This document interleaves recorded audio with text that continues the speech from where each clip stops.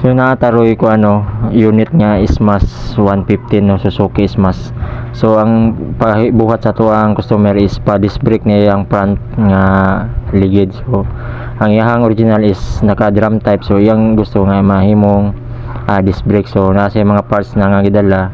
So kaning outer tube niya mo ni gamiton sa iyang original nga inner tube. So is balik lang yung inner tube nga original, tapos mo ni mga parts tanan, tapos mag-align tag pang disc brake. So una tong buhaton is mag-align tag hub nga pang disc brake sa XRM 110 nata ni na hub among gigamit ani. Excuse me. So mo na tong buhaton no, hatulan ng paspas-paspasan gamay para dili kayo dugay magsigig kuan bahulat.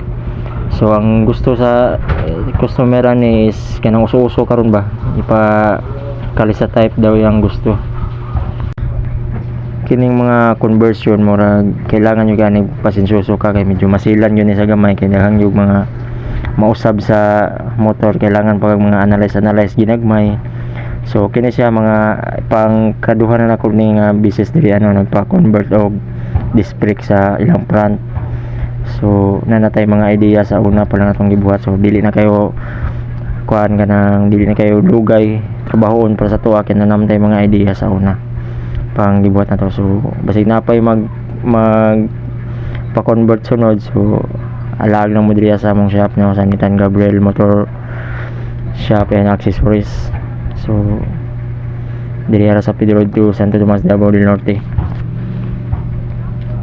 So mo ni gusto sa to ang customer ipakalisa type daw. So mo man ilang tawag kalisa type. So ngani pa straight lang tanan ang rayos. So 10 by 150 atong gigamit ani no. So ato sa nang tuyo kon may para dili pud kay sa wagol. So mo na ni atong mga partial lang atong nabuhat no. So nataod na natong mga split niya, yang caliper. So ato pa ni setting. So wala pa ni siya special, ato pa ni specialan. So mga kuan na siya. So mo na ni output ato, dili lang kay ato subayon tanan kay dugay man. So mo ni output atong gitabtaban tong sa head cowling niya. So mo ni sa baba. So setting kana sa tanan. So goods kay na.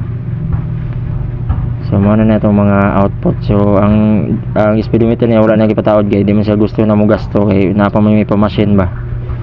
So mo na siya mga kuan. So ipatuyok na gamay siya magunit magid. So kaya na lang kasayo no. So hilig mo mga motor, so ayaw galimti og palo para natay mga basig na mo mga idea makuha sa tuang mga ginagmay mga video kung wala tay lingaw. So mo na siya na yang head na atong gitabtaban niyang cowling sa head, so para mo gawas ang iyang reservoir. So salamat, thank you.